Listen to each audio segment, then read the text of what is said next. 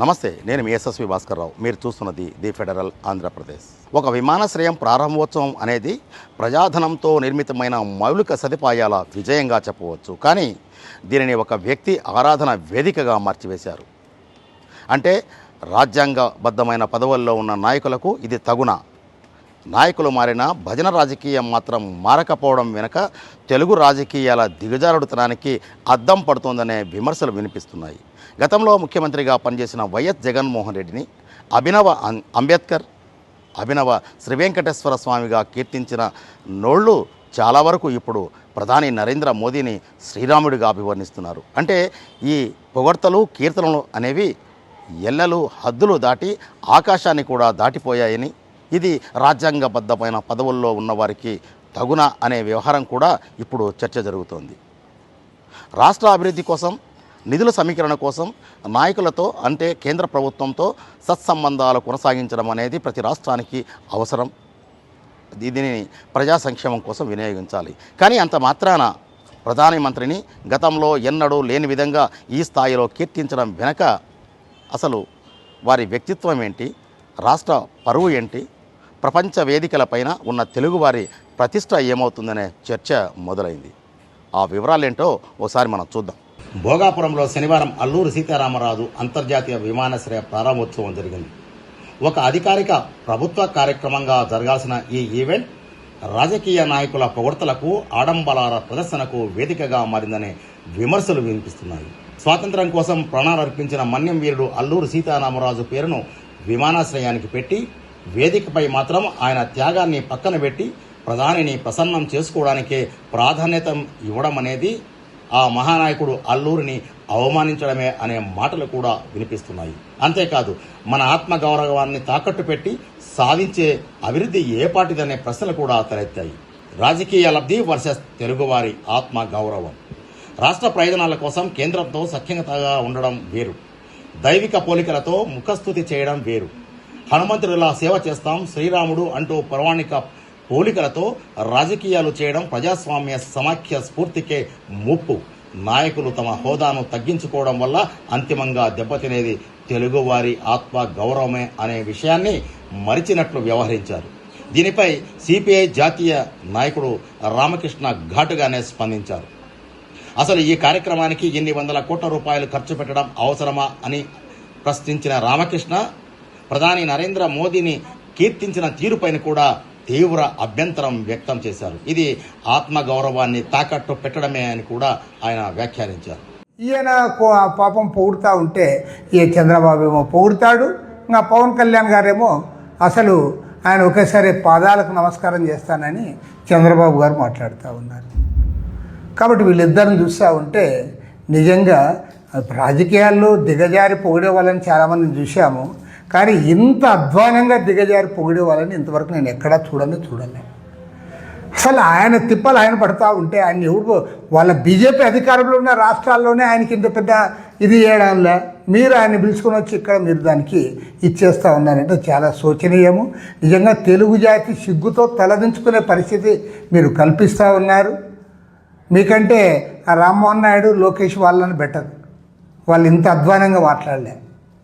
కాబట్టి ఏమంటే ఇవాళ స్పష్టంగా చెప్తా ఉన్నాం, ఈరోజు చంద్రబాబు నాయుడు, పవన్ కళ్యాణ్ తెలుగు ప్రజల ఆత్మగౌరవాన్ని తాకట్టు పెడతా ఉన్నారు. మీరు మీ స్వార్థపర రాజకీయాల కోసం ఇవాళ దేశంలో జరగని దాన్ని జరిగినట్లు ప్రచారం చేస్తూ ఉన్నారు.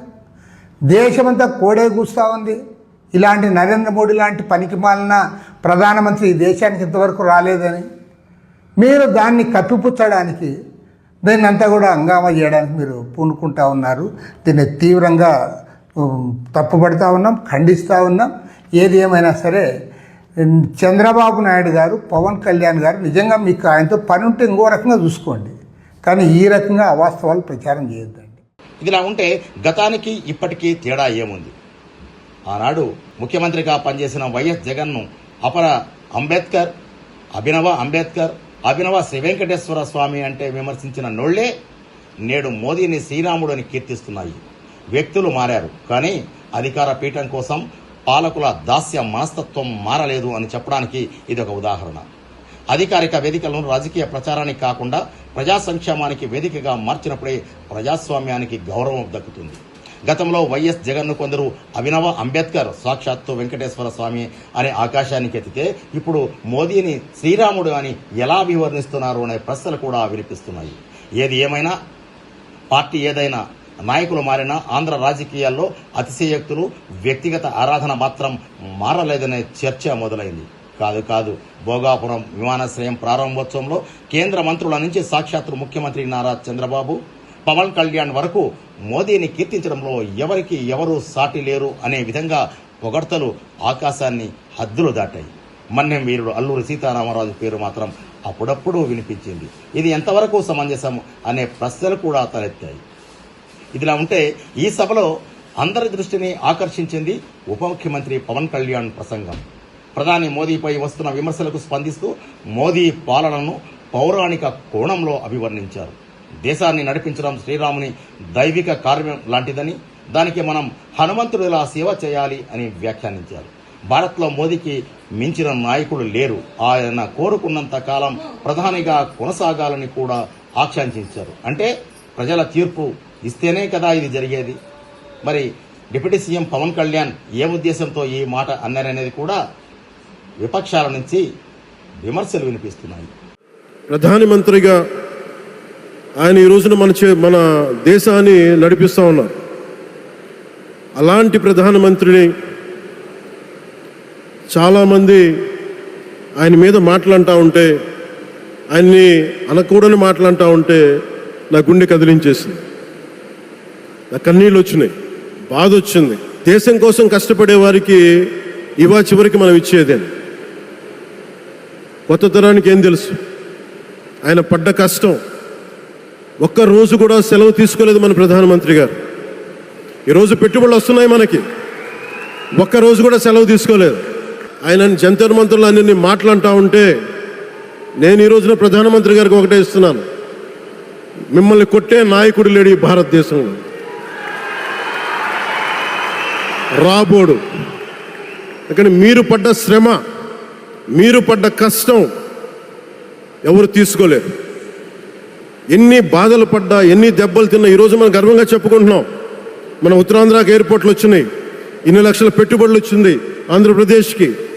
కానీ ఇవన్నీ తట్టుకొని చెయ్యాలి అంటే 144 కోట్ల తాలూకు ప్రజల ఆకాంక్షల్ని ఎంతోమంది వెనక్కి లాగుతున్నా, ఒకళ్ళు ముందుకు తీసుకెళ్లాలంటే ఎంతమంది తిడుతున్నా విమర్శిస్తున్నా తీసుకెళ్తున్నారంటే ఒకే ఒక నాయకుడు ప్రధానమంత్రి శ్రీ నరేంద్ర మోదీ గారు.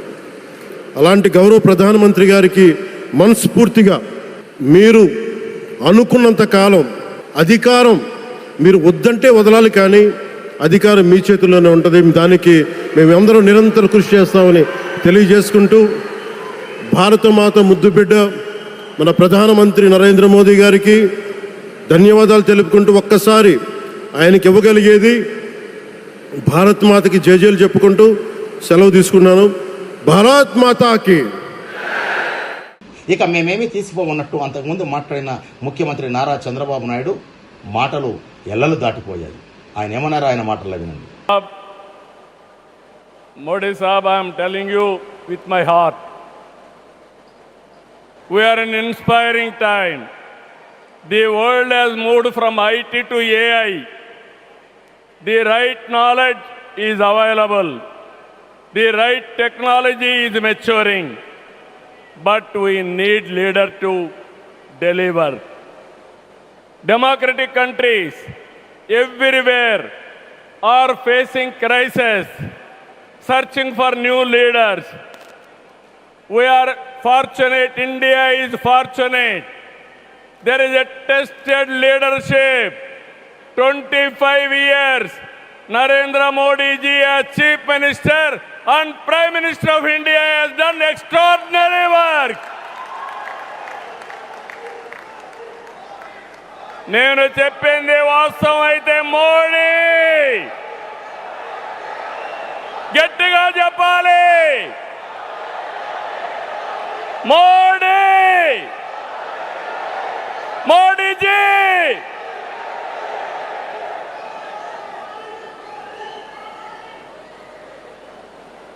He is the only one leader in the democratic world with the knowledge, the technology, and the ability to carry 144 crore people and make this nation forward.